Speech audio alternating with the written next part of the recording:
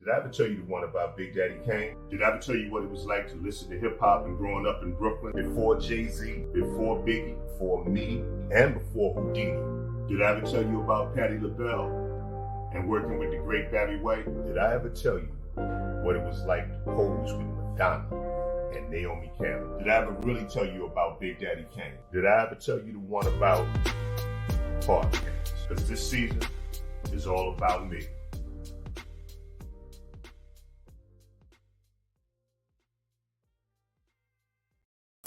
What's up, guys? Today we are here with the Bruetta Tea Tumbler. They recently called me and they said, Austin, it's perfect for coffee too. So that's what we're gonna do today. Touch water on the kettle, and I start out with 19 grams of whole bean coffee. Everyone's favorite sound in the morning. With most coffee makers, you have to have a funnel like a V60 with filters, or you have to have a French press or a Chemex, and all of that is expensive. It's complicated, but with the Bruetta, all you have to do is you add your grounds right into the cup. And then with their fine mesh strainer here, acts as a French press for you. So after your water finishes heating up, all you have to do, add it straight in. And you're ready to go. Is there a way to end a coffee commercial? No? Okay. A lot of y'all have been asking me to help you. I have over 450 DMs of people who want my help. I didn't know how to help all of you until now. I have joined VidSig, V-I-D-S-I-G. You can download the app now and schedule time for me to break bread with you. I can give you advice on your business, whether you're trying to get into the music business, whatever the business is. I believe I have the knowledge and the know-how to at least give you some consultation and some support where you need it to help your business grow. And I'm not just another celebrity on VidSig. I am now the chief creative consultant for VidSig. So I will be bringing others like me onto the platform to help you. So join VidSig, join me, and join the community. That's V-I-D-S-I-G. Download the app today.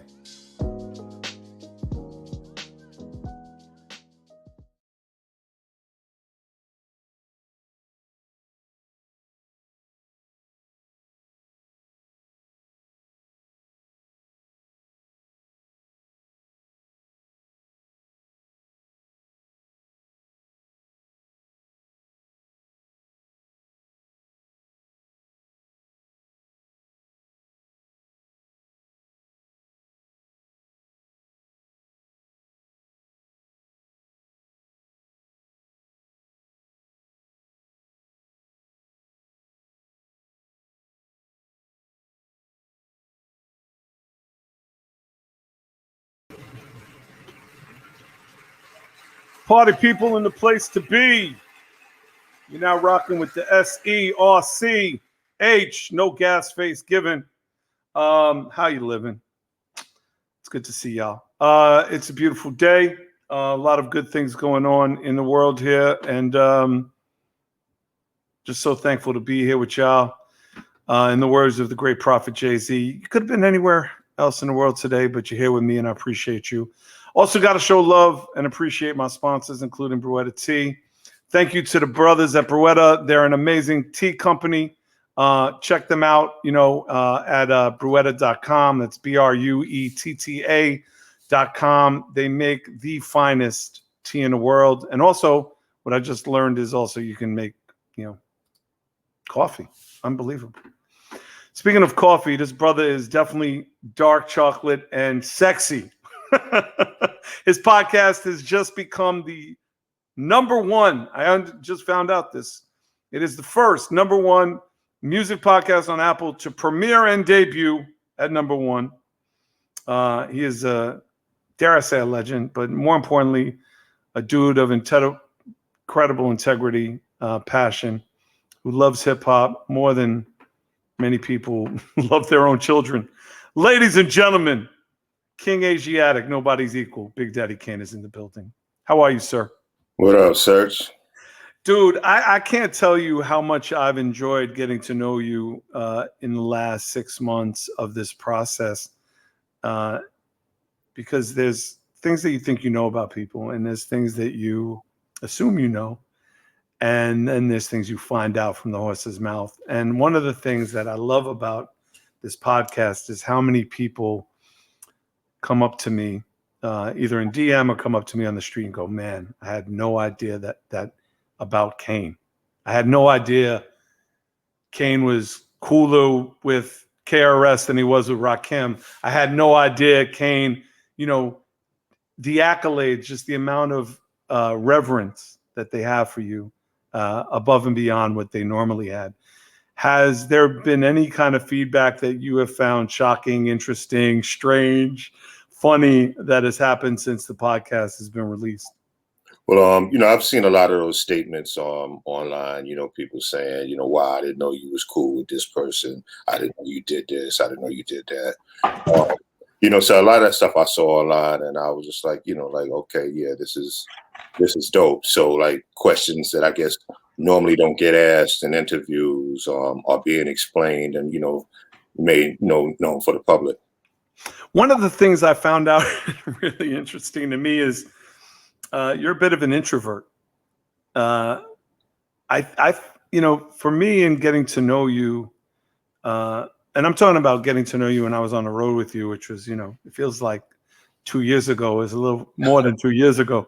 Yeah, too. Yeah.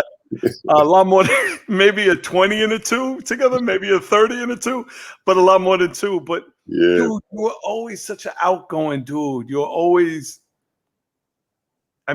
reserved, cool, demeanor, whatever, but always an outgoing dude. And has that become a part of who you've become as a bit of an introvert, or has that always been part of your personality? Well, when you say outgoing, what do you mean? I mean that when I used to see you, whether it's at the club, or whether it's, at one of my favorites is your birthday party. One of my favorite parties of all time is going to your birthday party, or when we were on tour, you were there. You were the host, if you will. You weren't only the headliner, you were the host. You made sure everybody was cool. You would come to everybody's dressing room. Y'all cool? Y'all ready? Everybody ready? Oh, y'all playing dice? What's the bank? You were that dude. One of my favorite memories of being on tour is that you had a regular, like you would go to dinner, like you had a crew. You, Slick JC, Scrap, you guys would go out to dinner. Hey, does anybody want to go roll to dinner? Like, you were a host. I've heard that before. I'm be honest with you. I don't really know how to define it. It's just, it's just me. That's just me. I really don't even know how to define it, man. But you're such a quiet person in real life. And that's the same thing that's just so surprising to me, brother, is that like, you're really very quiet. You're very reserved. Is that who you truly are? Or is it kind of turn on and off depending on where you are? Well, I just think there's a time for everything, There's a time for everything, Sometimes, you need to sit back, relax, and watch what's going on. Other times, you need to make your presence felt, It really just depends on what's going on, Absolutely. And you definitely made your presence known in the culture coming up in New York in the 80s and 90s. Are there anything that you remember about coming up in terms of making your presence felt that came through your lyrics more than it came through your demeanor or your personality? So, I'm asking you this, MC to MC. Was there a time where you said to yourself when you were either writing something, when you were, thinking about a lyric, thinking about, wordplay, where you're like, you know what? I got a funny feeling a lot of people going to hear this record. So like, I got to really whatever I'm going to say, I got to make sure I put my stamp on this. So when people see me in the street, their reaction to me is, yo, that line you said, right? Yo, God, that line right there, that was that shit. Nah, I can't necessarily say that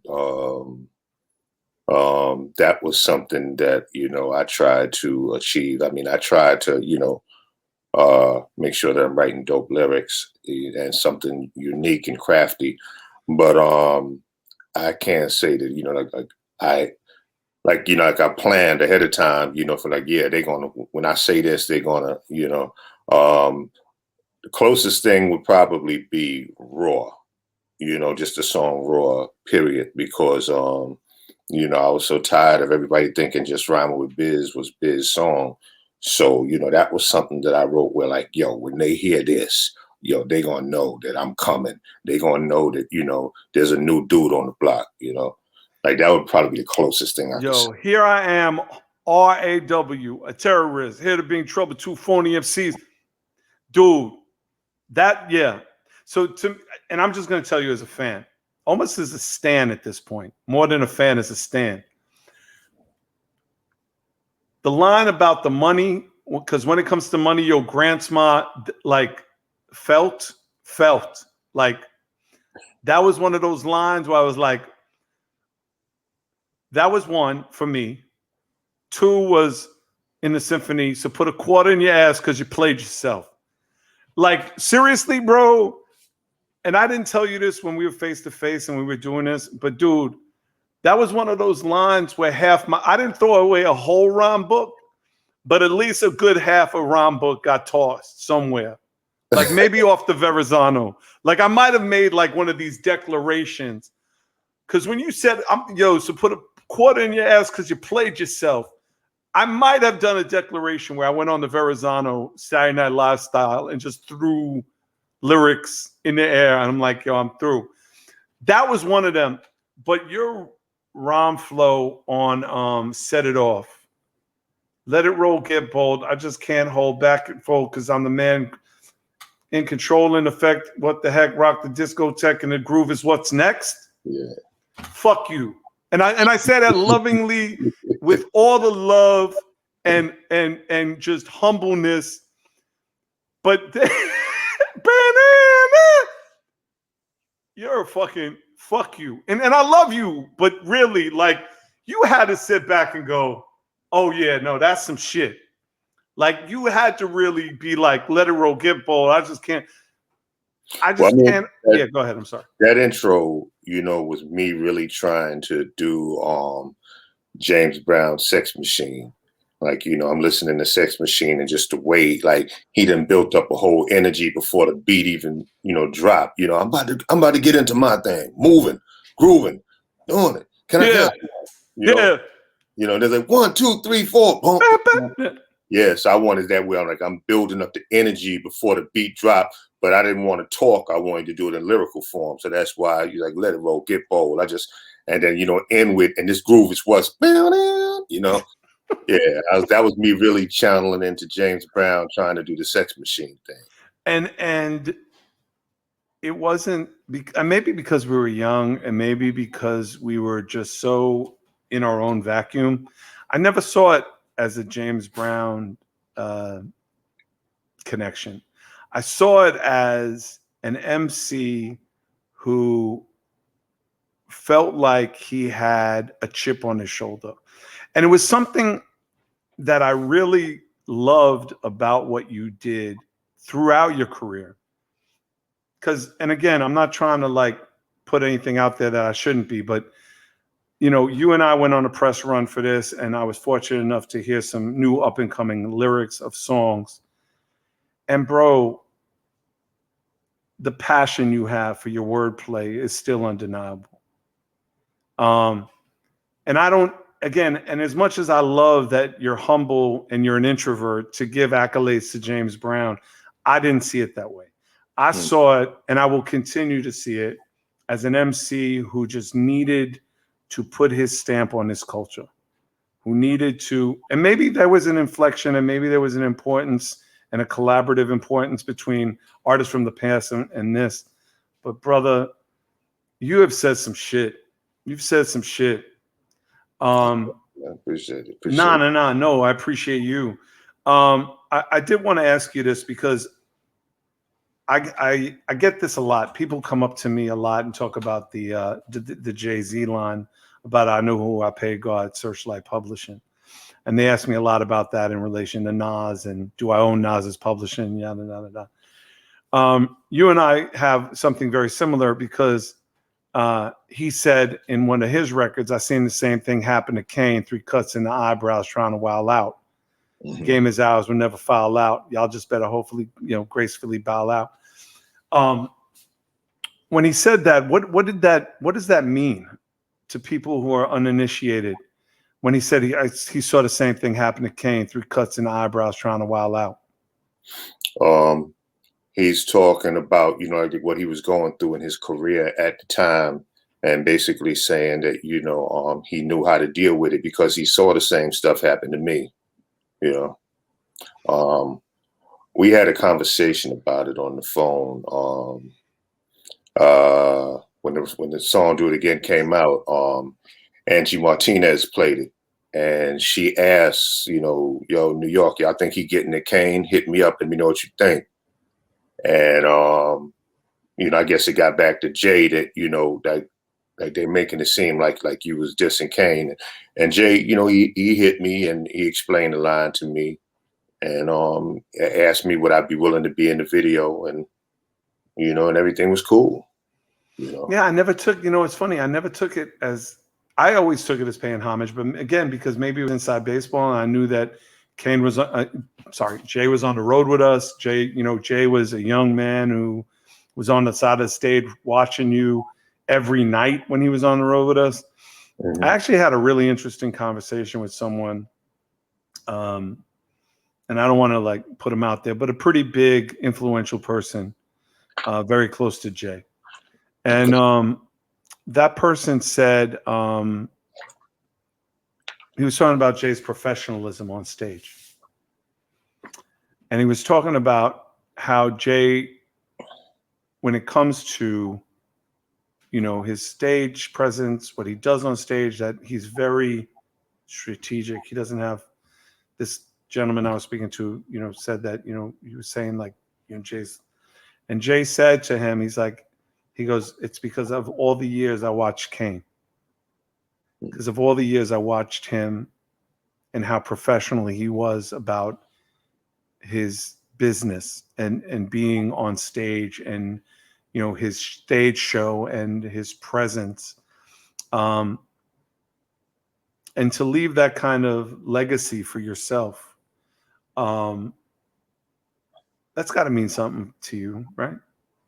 I mean, it means a lot to know that the brother was paying attention, because as a young dude that's coming in the industry completely green to everything, I had so many mentors to educate me.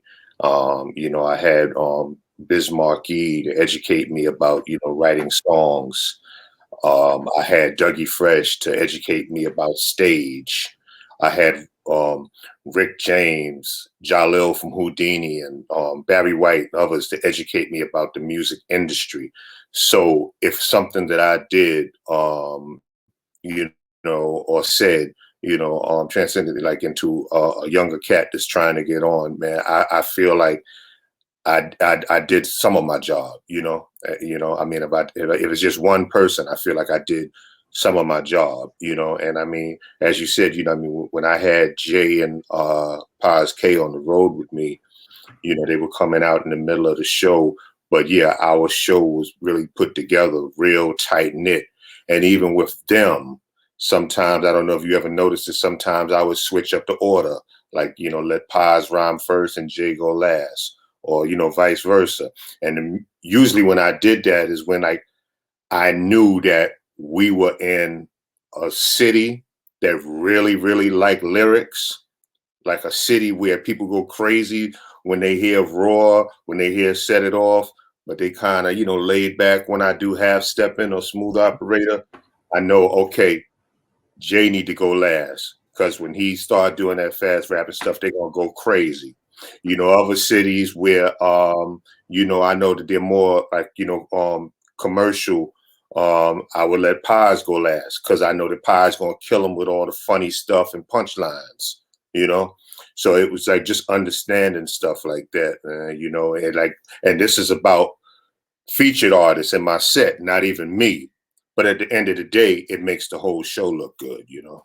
And that's one of the things that you said so prominently on the podcast is how it was about everybody. It was about making the whole tour sound good, the whole tour look good. I gotta you put a smile on my face because I think about cities that love lyrics, right? So it's the city and just you don't have to, it's not about thumbs up, thumbs down, giving props or love to one city or not. And I don't want like the small nucleuses of pockets saying, now we all love lyrics. But for me, when you say lyrics, here's what I think. And you could say yes, no, whatever. Philly. Absolutely. Baltimore. I don't really remember Baltimore being like that, but definitely Philly. DC.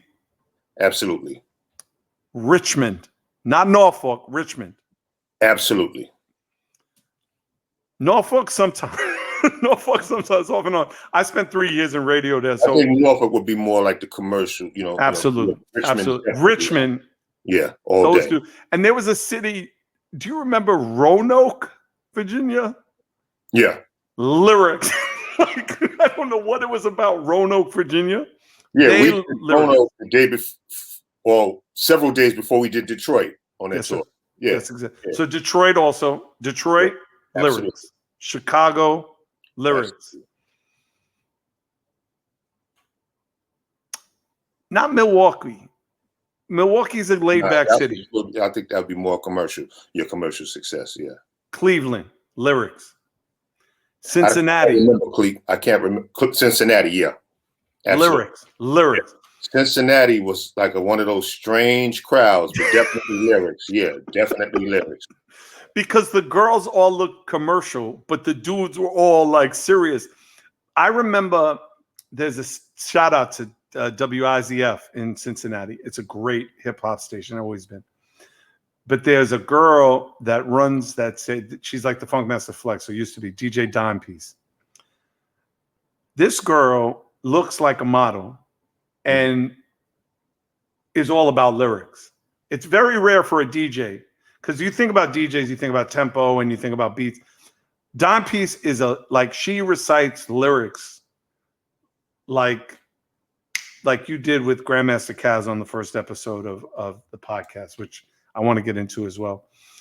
But I love that was one of those things that for me, because I was a lyric dude, always. So I'm assuming she's from Cincinnati. Yes, sir. IZF. Yes, sir. Which was a great radio station and still is great radio station in terms of playing rap music. Yeah.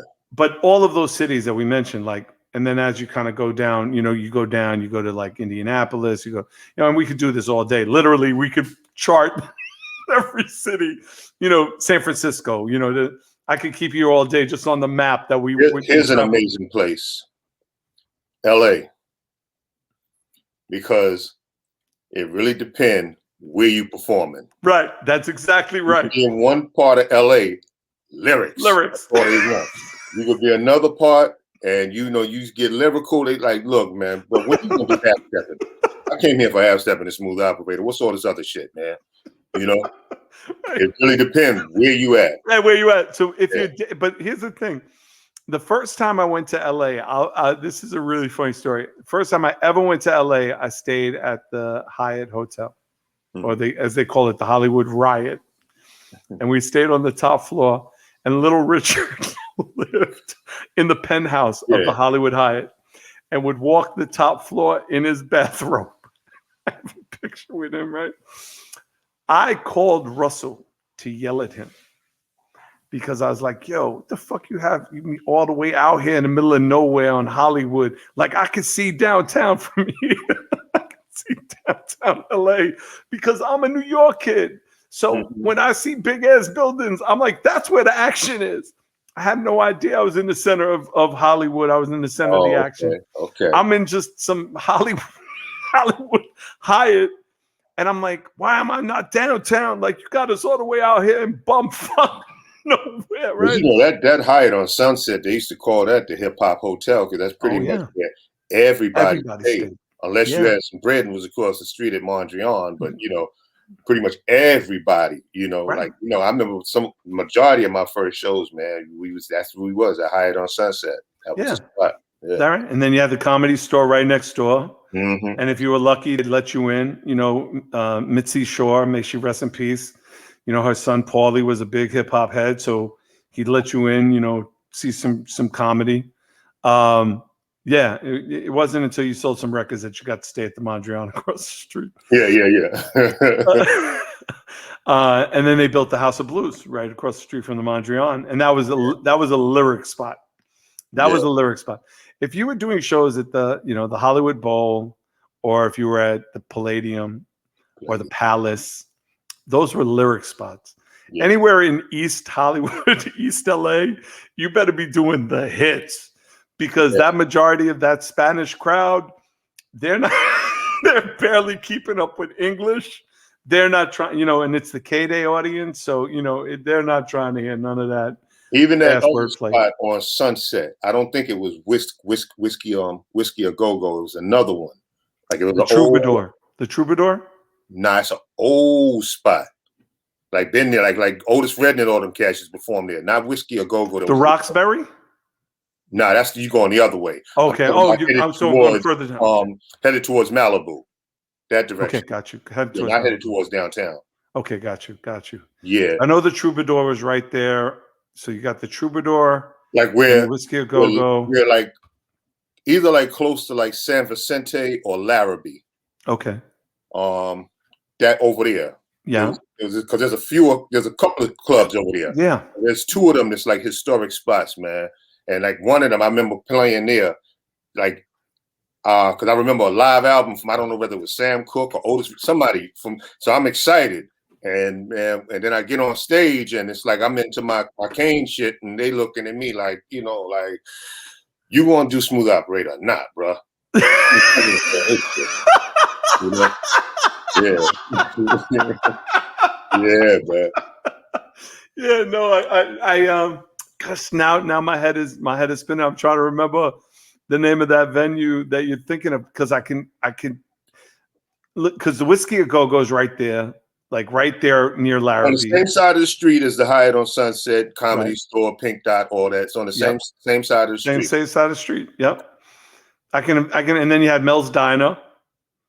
Oh, you're talking about the diner joint right there? Yeah, Mel's Diner. Mel's Diner is right there.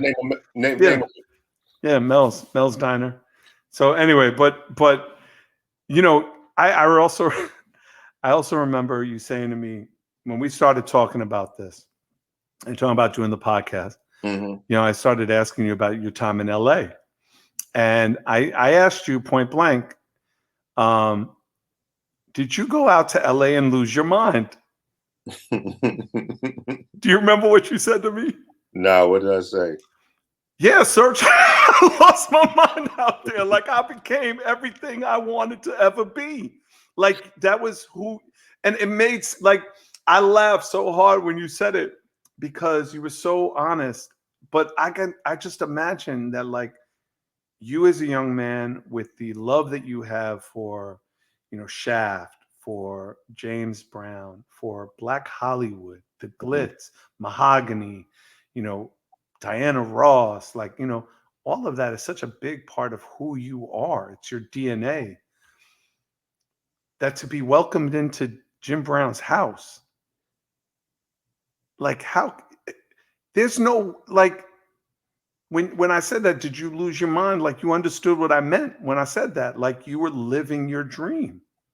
No, it was beautiful. And I mean, in all honesty, Jim Brown, man, he was like so helpful with a lot of things that I was trying to do, because I was trying to break out into Hollywood and I needed to be out there a whole lot.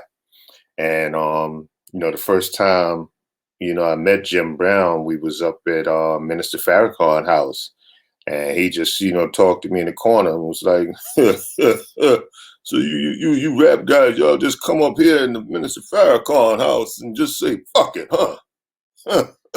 You all right, man? You all right, man? And I mean, I'm like, like, hey, man, it's a pleasure meeting you. Yeah, he started to say, yeah, man, look here, man, when you in LA, you come stay at my house. You don't need no motherfucking hotel. Just come stay at my house, man. And he meant it. Like I came and he gave me a key to the front door, told me pick a bedroom. And so anytime I came out there and had to work or do what I had to do, it was like, you know, I just come fly out, go straight to his house, and you know, just walk in there. Sometimes he don't even be in town. You know, That's unreal. nah, But yeah, but I just think about a young man like yourself who, in getting to know you also, you know, you have this amazing mom, this amazing father, this amazing brother. You have this amazing insular family and you have, you're really, really on a trajectory, whether it's in middle school, doing great in school, whatever pivot you had, but you have this trajectory and you see it. There's a visibility that you see it and then you live it. And the heroes that are not only your matriarchal and your patriarchal, but your heroes are welcoming you into their realm, their realm where they break bread.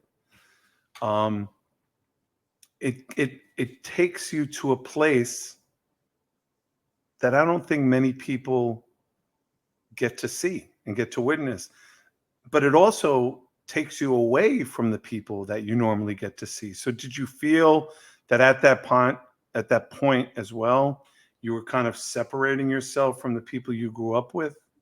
The people that might say, "Oh, he's staying with Jim Brown. He changed. Like he's a different dude." I was already separating myself from a lot of people that I grew up with and hung out with, because it's like, you know, if your mind frame, you know, stays the same, you kind of box yourself in, you limit yourself, you know. So therefore, in situations where I'm trying to excel and I'm around people that's, you know, feeding me negativity, and sometimes, you know, negativity can come in a form of support, you know. Someone can be sitting there, like, so you fail at something, someone can be sitting there saying, well, you know, they're not going to let a black man do this.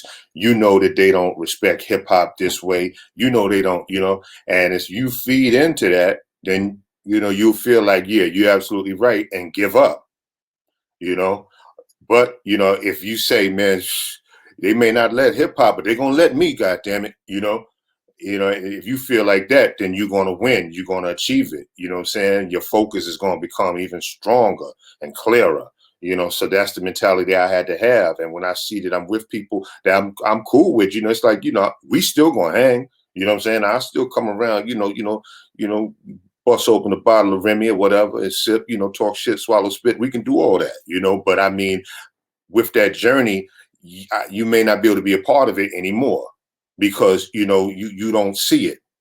You don't see it, and you can be holding me down. You know what I'm saying?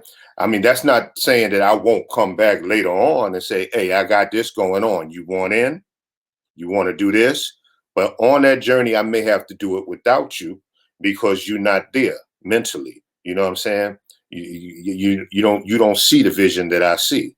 You know, so I mean, I already had that type of understanding. So as I'm going on that journey, yeah, I'm meeting new people, you know, but I mean, it's like there's a lot of people that I had to let go because they wasn't trying to step your game up. You know, I mean, you somebody that, you know, been on the corner, you know, selling weed for 10 years, you know. I come back, you know, 10 years later and see you. What's up, man? How you doing? How's everything? You know, oh, you know, still doing what I do, you know what I'm saying? Like, God damn, well, you ain't stepped it up to coke or heroin or nothing yet. It's still weed, you know. It's like, you know. I mean, it's like I'm trying to excel, you know. And I'm not saying that to glorify, you know. No. Nobody's taking it that way. Yeah. Let's be really clear. Like this, Yeah. in the words of the great prophet Meek Mills, there's levels to this shit. So, so it's about elevating where you are, and wherever you are, whatever profession you do, is elevating to whatever the next logical step is to increase your opportunity. Right. I'm clear. I'm clear, and I think the audience is clear too. But it also takes a toll on you musically, because you're separated from the things that make you great and the things that make you familiar. Agreed. And that's a hard place to come back from. I mean, and again, that's also got to be something that it takes a toll. You know, did you see the way people reacted to your music after, you know, the first 3 albums as something that you could fix, recover, change, augment, or was it just about you just changing the direction for you as a person? Well, it was probably, I want to say, after Prince of Darkness, after my 4th studio album, that I realized, because after It's a Big Daddy Thing, my 2nd album, I was frustrated, with the way things were going. So I just really wanted to get off of Warner Brothers. And I was just rushing albums, Taste of Chocolate, Prince of Darkness. I figured like if I could just rush these 3 albums, I could move on with my career and do things the right way, But after that 4th album, that's when, now I'm here in the streets talking like, y'all, Kane fell off, man. Y'all, Kane stuff is too R&B, yada, yada, yada, whatever, And that's when I wanted to, I took it seriously then. And I went in to do my 5th and final Warner Brothers album, Looks Like a Job 4. And I hired all the great producers of that day, of that era. Large Professor, Easy Mo B, Trackmasters, I had them all working on it. And the album failed. Like we had one big song off of it with the Very Special joint. But the album itself, it failed. And I was blaming it on them. I felt like Large Professor, Trackmasters, and Easy Mo B gave me probably stuff from they B list, they C list of production. That's what I was thinking until one day I'm riding and I'm listening to something from Method Man. And then I think like a Nas joint came on afterwards. And then that's when I realized like, nah, they didn't give me no bad production. I'm like, I see what the problem is me. I'm still rhyming like it's 88. Like, these dudes is mad behind the beat, laid back. I'm still on the beat, doing, from the 80s, they're it's like, so I'm like, nah, the producers didn't do me greasy. I did myself greasy, And I just started, reconnecting with like younger cats in the hood. I go, over the Brevoy projects over in Crown Heights, and the younger cats that shorties in the street that I fuck with that way, and getting a cipher with them, getting a cipher with these dudes, and we sit there for hours just spitting, and I'm like, just listening to all the new slang that that I'm not using,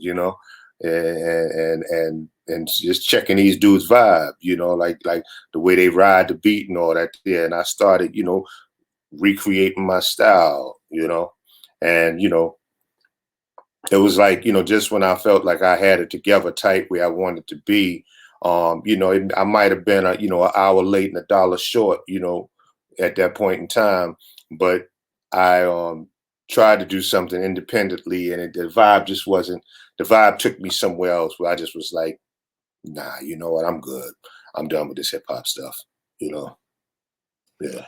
I love the one record that I love that came out during that time, a little after, is the Big L record. To me, that is just you and Big L. The only thing that was missing is Nas on that record, because it would have been Brooklyn, Queens, and Harlem. And it just would have been so special to put that together. But I will share with you, I remember hearing that record maybe a year after it actually dropped.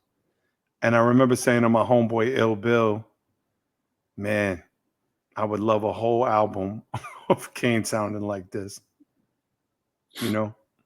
And maybe it's just I was whisking nostalgic a little bit. And, you know, as I think about, you know, not only your podcast, but I think about, you know, the things that you have coming up that I hope you want to share on this podcast. But I think about your contributions, not only as an actor, but now as a filmmaker, and your documentary that you're doing on lyrics and all of that.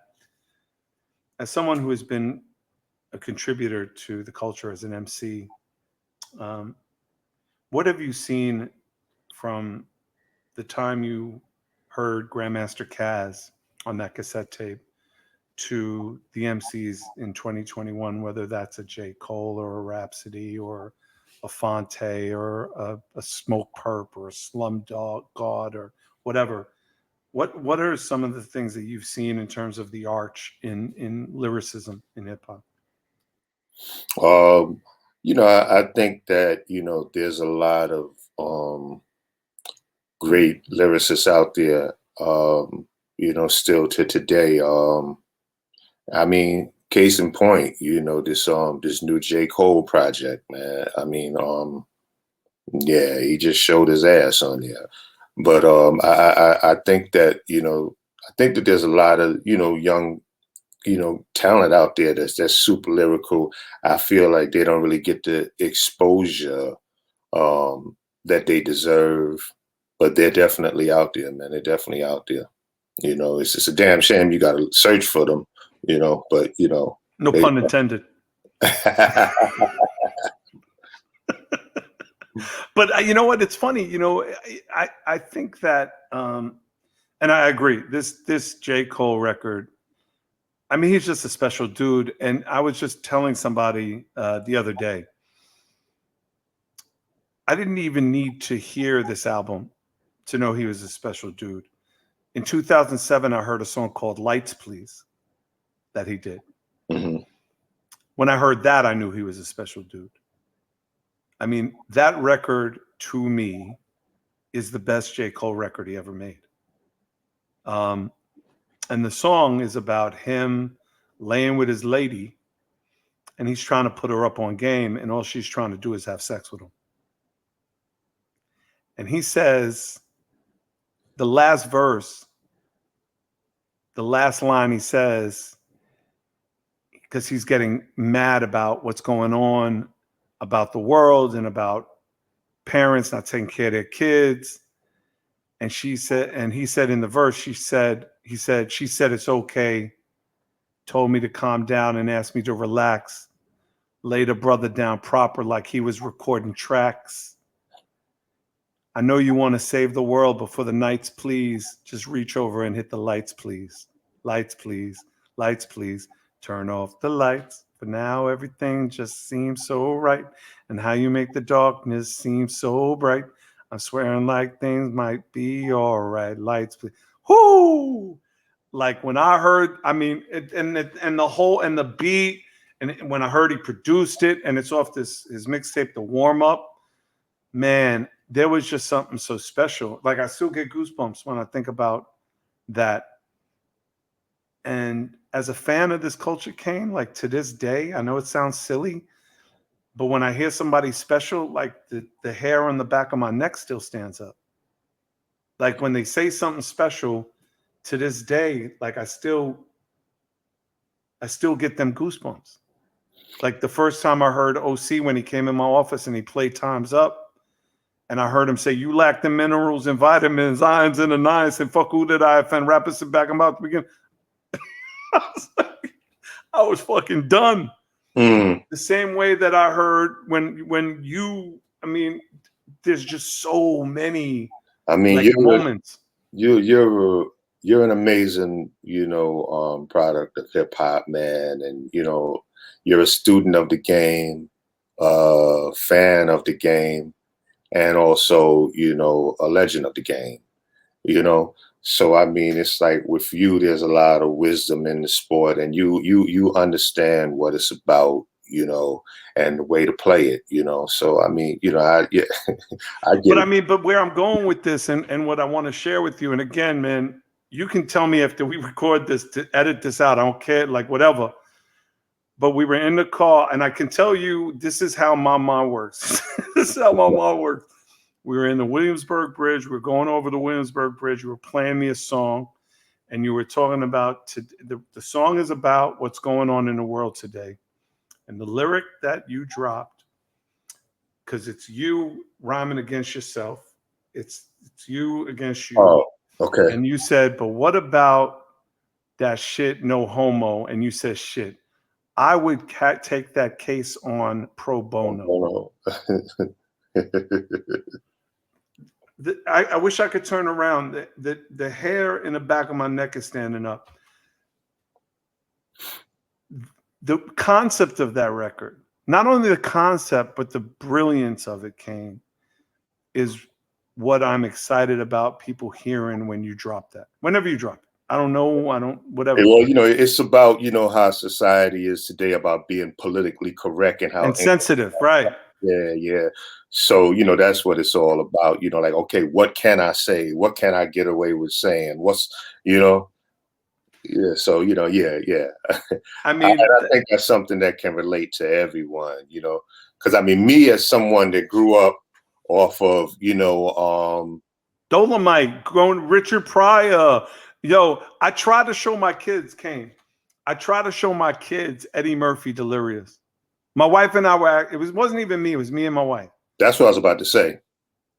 Delirious is about what I was about to say. Yeah. And we were sitting there and going, oh, you guys don't know comedy. Let us show you comedy. And then he makes the whole comment about how he got to keep moving because he can't let the gays look at his ass. Yeah. like, okay, so now my kids being 25, 26, 27, 28, 20, whatever they are, in their mid-20s. They're looking at me and my wife like, oh, you're out of touch. You can't be showing this to us. Like, this is inappropriate. This is culturally, this is racially inappropriate. This is homophobic. Hilarious. The jokes about, getting the shotgun. I'm not the shotgun, get whatever it was, the 44 Magnum after his white wife and Richard Pryor made in live in concert. That one, shit. Damn near every episode of Sanford and Son, All in the Family, the Jeffersons, Married with Children.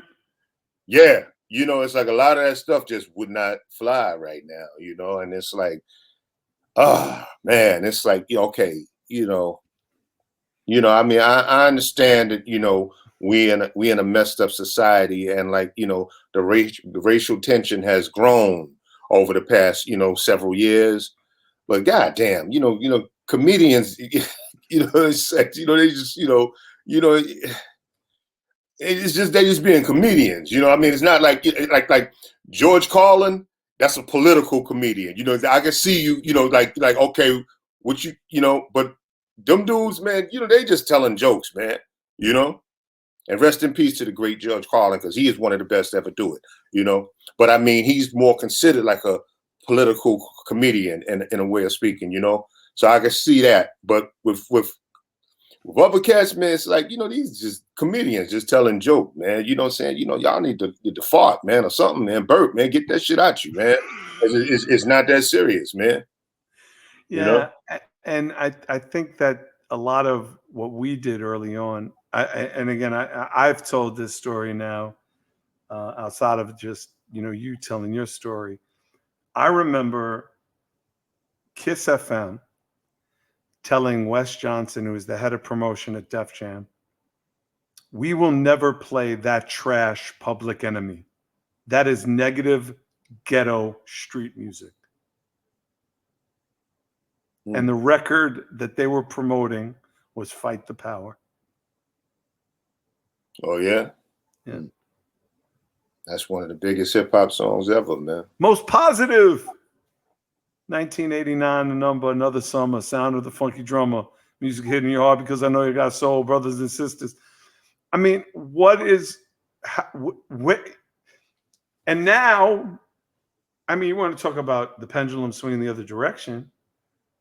Now I'm listening to the radio.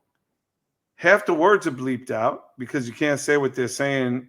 And if you listen to it on satellite, it's demeaning towards women. It's derogatory. It's offensive. And it's And it's promoting drug abuse. and it's not only promoting drug abuse, but it's promoting the degradation of our own women, the degradation of the family, community, love, relationships, the ability to decolonize our mindset and the way we think and the way we eat. I It's agree. frustrating. But understand this as well. You know, back then you had, people, um, gangster rappers, talking about, busting a gun and doing this, you know, and it's like, the argument you could hold would be, okay, where did he bust his gun? Where's his criminal record? This dude just talking, man. This is just a song, man. He just talking. This shit ain't real. You can't let this influence you. That could be your argument back then against a lot of the gangster rap. Now it's like when they talking about popping these pills, and what's your argument? You can't sit there and say, well, when is he popping these pills? Yeah, he doing it because about 50% of the young rappers are dying from drug overdoses. So therefore, it's creating like a thing where, that's normal and an expectancy for the younger generation. See what I'm saying? Yeah, of There's course. no room for argument because they're really doing it and dying from it. But And it's your still going on. documentary, your news documentary is about lyrics. I mean, that's what your documentary is about, right? Like Yes. you spent a great deal of time talking to the greats about lyrics.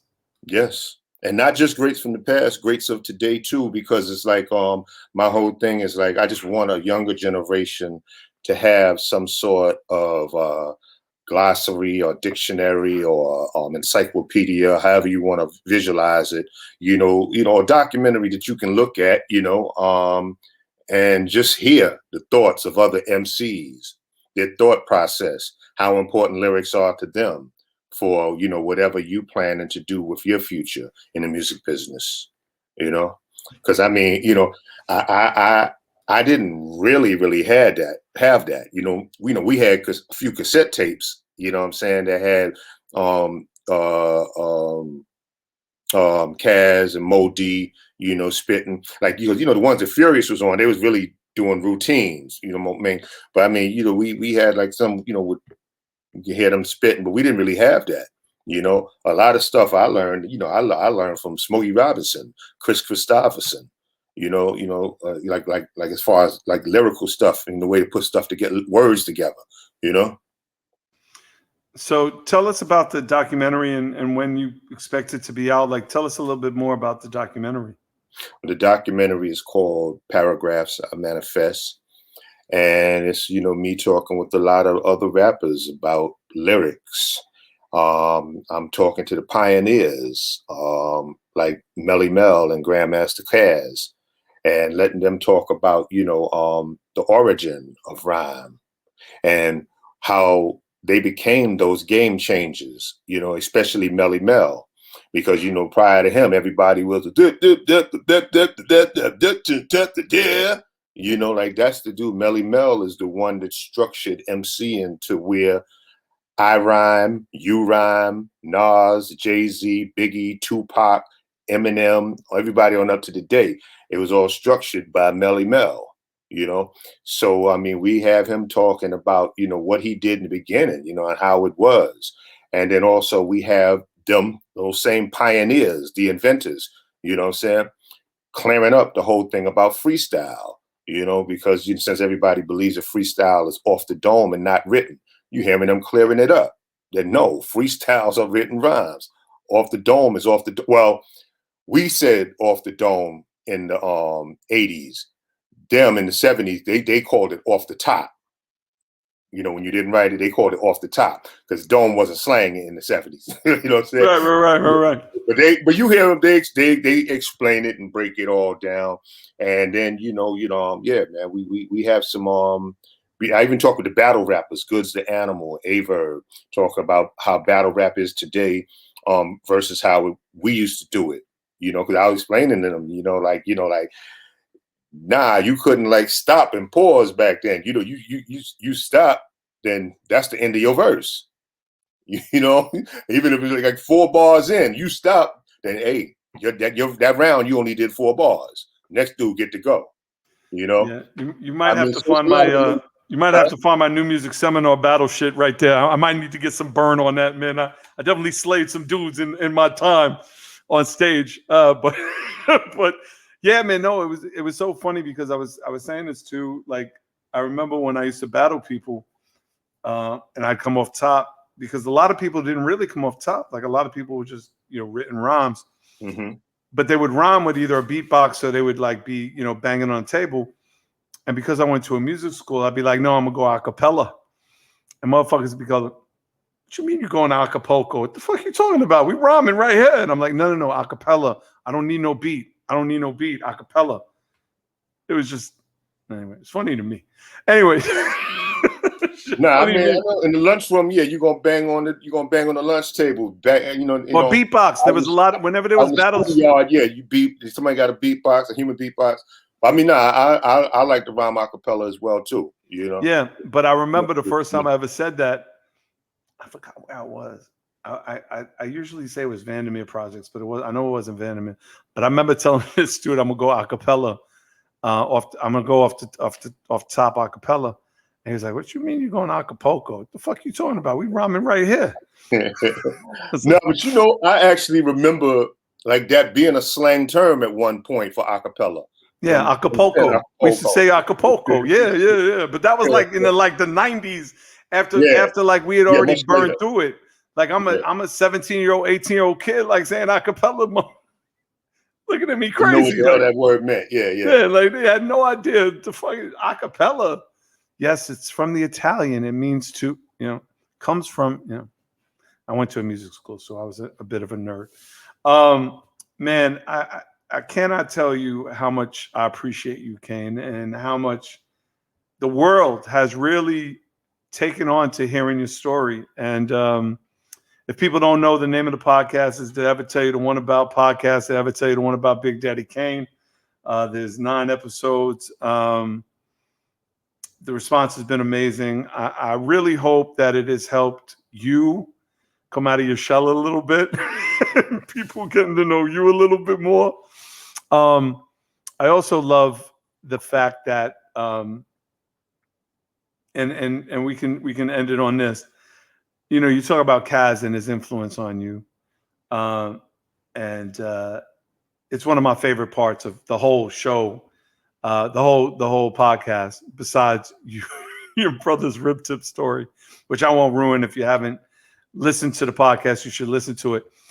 But when you started talking about being a young man, hearing Kaz, Ramen Dolo, and then we talked to Kaz, and he remembered those rhymes like just off the top, and then we put it together so that you and him kind of rhyming together. We presented Kaz with the record. We made the record for him, The Baddest. We didn't realize that it was the first time he had ever owned his own recording, and it was the first time he was ever able to actually 100% own his writing and his publishing. So I want to thank you for the opportunity to allow us to do that for him. Because without you sharing that story, you did a good thing, man. Because Kaz is a special person and a special artist, man. You did a good thing, man.